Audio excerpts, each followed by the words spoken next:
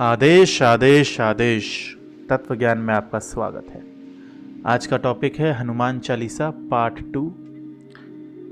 हनुमान का अर्थ वो अभिमान का हनन करना है, अहंकार को चकनाचूर करना, वो हनुमान है। और जब ये अभिमान, ये अहंकार आपके अंदर खत्म होगा, तब ये माया का जाल अपने आप ही कट जाएगा। इससे बाहर आ जाएंगे आप, हनुमान बन जाएंगे आप। हनुमान के लिए बुद्धिमताम वरिष्ठम बोला गया है। मतलब कि बुद्धि आपकी कैसी होनी चाहिए, तर्क आपका कैसा होना चाहिए, वो वरिष्ठ की तरह।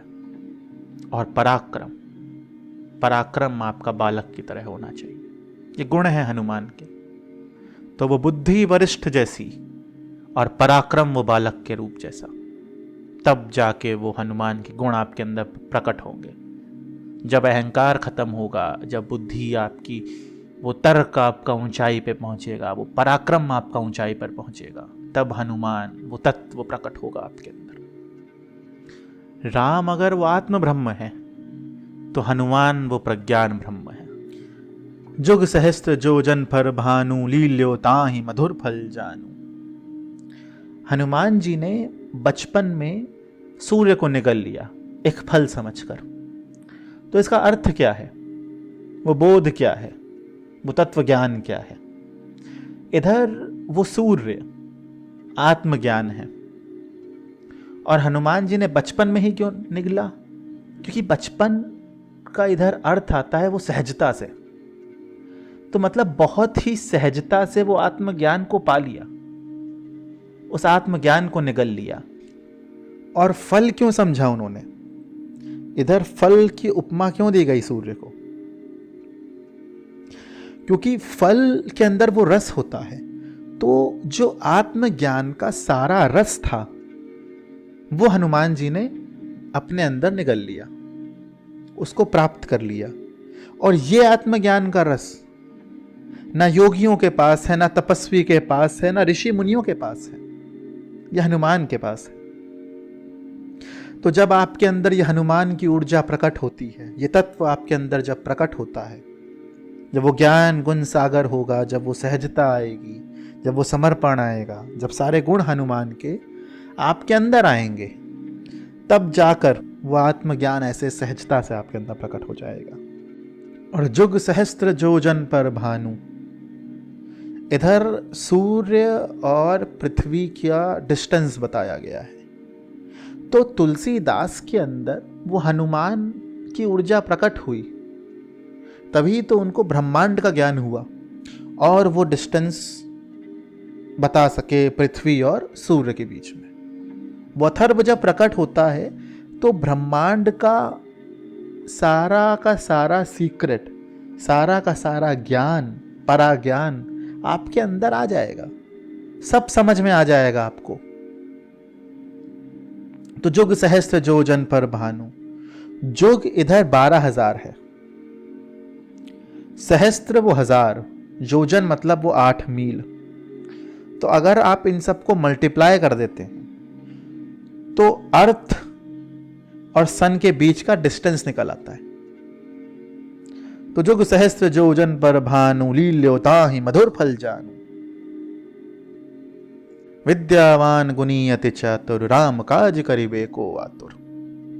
जब आपके अंदर वो ज्ञान गुण सागर प्रकट हो गया, जब वो आपके अंदर ज्ञान गुण सागर प्रकट हो गया, तभी तो विद्या पनपेगी आपके अंदर, तभी वो विद्या खिलेगी आपके अंदर, वो गुण खिलेंगे आपके अंदर। तभी विद्यावान गुणी अति चातुर। उसके बाद ही आप राम के काम आएंगे, उस आत्मा के काम आएंगे। राम काज करिबे को आतुर। आज हनुमान और राम का संबंध आप एक गुरु शिष्य के समान भी समझ सकते हैं। शिष्य के सारे गुण हैं हनुमान में, वो सहजता, वो बुद्धि, वो ज्ञान, वो गुण, वो सब है हनुमान के अंदर जो एक शिष्य के अंदर होने चाहिए। वो स्थिरता है वो हनुमान के अंदर, वो समर्पण है हनुमान के अंदर। तब जाके आपको वो राम जैसा गुरु मिलता है, और तब जाके आप उस गुरु के, उस राम के, उस आत्मा के काम आते हैं। आज दुनिया भर में जय श्री राम बोलने का क्या मतलब अगर आप वो राम ही नहीं समझ सके? तो वो समर्पण भाव, वो सहजता आपके अंदर होनी चाहिए अपने इष्ट के लिए, अपने गुरु के लिए, अगर वो हनुमान आपको अपने अंदर प्रकट करना है तो। आज आपका गुरु आपको कोई कार्य देता है करने को, आपके अंदर वो समर्पण भाव है नहीं कि आप तुरंत करने को तैयार हों। आपके अंदर एक असमंजस आती है, चाहे वो 2 सेकंड के लिए आए, लेकिन वो आती है। यहां आपका समर्पण रुक जाता है। यहां वो हनुमान की ऊर्जा, वो तत्व नहीं प्रकट होता आपके अंदर। नाथ संप्रदाय जिससे मैं जुड़ा हूं, उसमें आदेश चलता है गुरु का। गुरु ने कोई कार्य बोला और बोल दिया आदेश, तो शिष्य बिना सोचे समझे बस वो आदेश का पालन उसे करना है। आज मैं अपने किसी भी वीडियो में शुरुआत में आदेश 3 बार बोलता हूं, आदेश आदेश आदेश। पहला आदेश वो गुरु का है जो मुझे पालन करना है। दूसरा आदेश वो मेरी इष्ट का है, उस भगवती का है जिसका मुझे पालन करना है।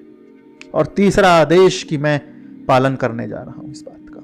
तो ये 3 आदेश होते हैं, आदेश आदेश आदेश। तो विद्यावान गुणी अति चातुर, राम काज करिबे को आतुर। हाथ वज्र और ध्वजा बिराजे, कांधे मूंज जनेऊ साजे। तो हनुमान के हाथों में वज्र जैसा बल है और दूसरे हाथ में वो ध्वजा है। ध्वजा प्रतीक है विजय का। तो जिसके हाथों में वो वज्र जैसा बल हो, जो असंभव से असंभव कार्य में भी विजय प्राप्ति कर आए, वो हनुमान के गुण हैं। वो हनुमान है, वो हनुमान की ऊर्जा है, वो हनुमान का तत्व है। आज रामायण में जहां जहां राम के जीवन में परेशानियां आई, हर्डल्स आए, वहां वहां हनुमान उनकी सहायता के लिए एकदम आगे थे।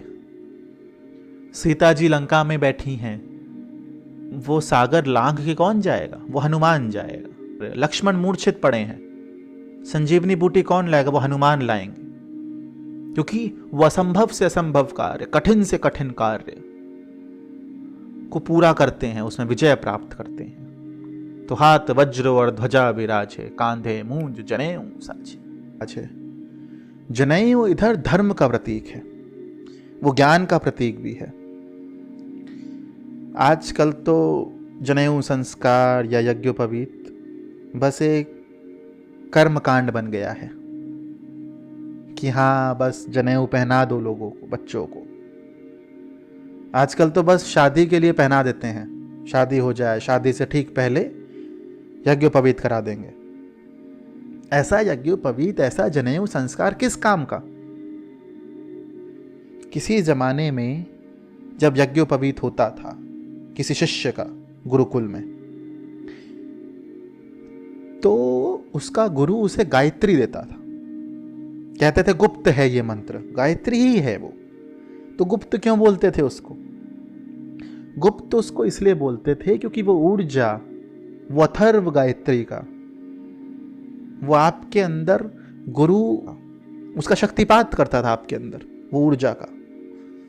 तब जाके वो गायत्री एक्टिवेट होती थी आपके अंदर। आजकल तो बस ऐसे ही हो जाती है यज्ञोपवीत, ऐसे ही हो जाता है जनेऊ संस्कार। ना उसका अथर्व समझाते हैं, ना उसकी ऊर्जा समझाते हैं गायत्री की, बस क्योंकि ना आपको पता, ना उस कर्मकांडी पंडित को पता जो यज्ञोपवीत करा रहा है। बस चली आ रही है प्रक्रिया, तो बस चली आ रही है। तभी आजकल आप देखिए क्यों अज्ञान है, क्यों आपको हनुमान चालीसा तक समझ में नहीं आती, क्योंकि वो गायत्री आपके अंदर खिली ही नहीं, वो ऊर्जा आपके अंदर खिली ही नहीं, जो रहस्य खोलेगी, जो भेद खोलेगी, जो बोध खोलेगी आपके अंदर, जो शास्त्र को अनलॉक करेगी आपके अंदर। वो कुंजी, वो सिद्ध कुंजिका ही नहीं है वो आपके अंदर। कहां से प्रकट होगी? वो गायत्री ही नहीं प्रकट है आपके अंदर। तो आप आज बिना जाने भी हनुमान चालीसा पढ़ते हैं, तो काफियों के लिए वो हनुमान चालीसा काम करती है। अब सवाल आता है क्यों काम करती है, कैसे काम करती है? क्योंकि हनुमान चालीसा वो शब्द ब्रह्म है। तुलसीदास ने वो शब्द ब्रह्म लिख दिया, तो आप उसको समझे चाहे ना समझे, वो अपना कुछ प्रभाव तो आपके ऊपर डालेगी।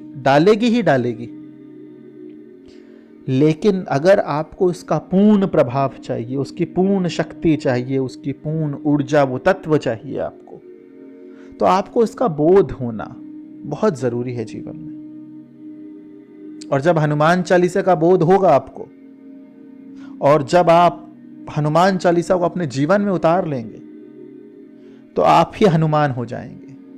आपको फिर राम मिल ही जाएंगे, आपको आपका इष्ट मिल ही जाएगा, इसमें कोई दो राय नहीं। रघुपति की नी बहुत बड़ाई, तुम मम प्रिय भरतई संभाई। तो आपको यह समझना पड़ेगा, हनुमान के लिए सर्वश्रेष्ठ वो राम थे, और राम के लिए वो सर्वश्रेष्ठ वो हनुमान थे। परम प्रिय वो हनुमान थे, तो तुम मम प्रिय भरतई संभाई। हनुमान उनको अपने सारे भाइयों से ज्यादा प्रिय थे। ऐसा भक्त बनो, ऐसा दूत बनो कि आपको इष्ट, आपका या गुरु आपको इतना पसंद करे, आप उसके इतने करीब हो। हनुमान चालीसा हम लोग को एक चीज और सिखाती है, क्या? कि भक्त हो लेकिन साथ में बलवान भी हो, साथ में बुद्धिमान भी हो, साथ में पराक्रमी हो, वीर हो। क्यों?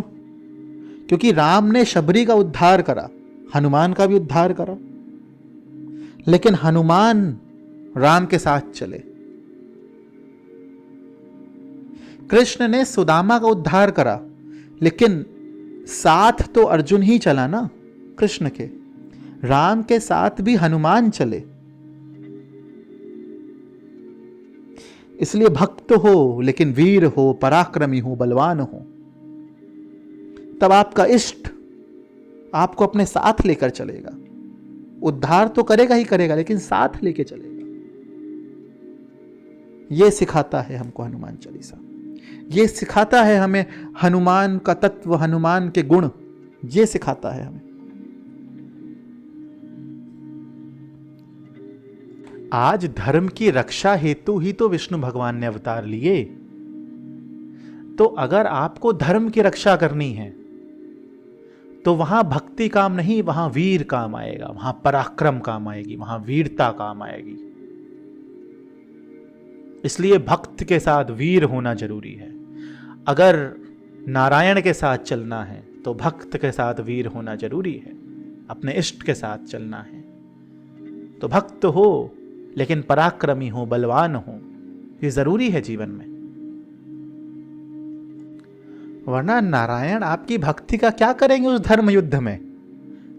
उधर तो वीरता काम आएगी ना। इसीलिए भक्ति के साथ वीरता जरूरी है। अगर अपने इष्ट के साथ चलना है तो भक्त हो लेकिन वीर भी हो। आज हनुमान को चिरंजीवी क्यों बोला जाता है?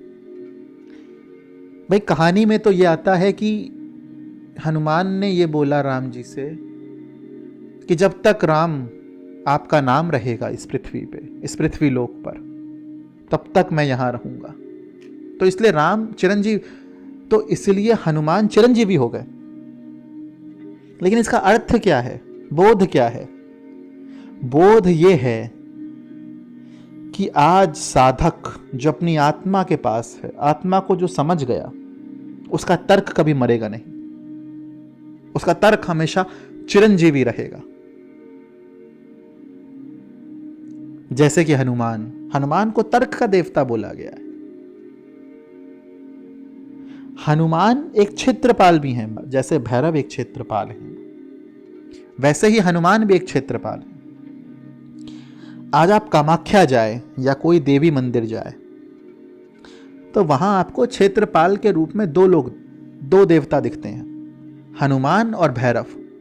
बहुत जगहों पर गणेश भी दिखते हैं, लेकिन हनुमान और भैरव होते ही होते हैं। ये क्षेत्रपाल हैं, ये रक्षा हैं, क्योंकि बलवान हैं, वीर हैं, समर्पित हैं। ये जो गुण हैं ये भैरव और हनुमान के गुण हैं। तो आज के लिए इतना ही। भगवती से हनुमान से मेरी इतनी ही प्रार्थना रहेगी कि आपके अंदर ये गुण प्रकट हों, हनुमान के गुण आपके अंदर प्रकट हों, आप वो तत्व समझे, वो ऊर्जा धारण करें अपने अंदर। तो आज के लिए इतना ही। जय माई की। ओम काली। आदेश आदेश आदेश।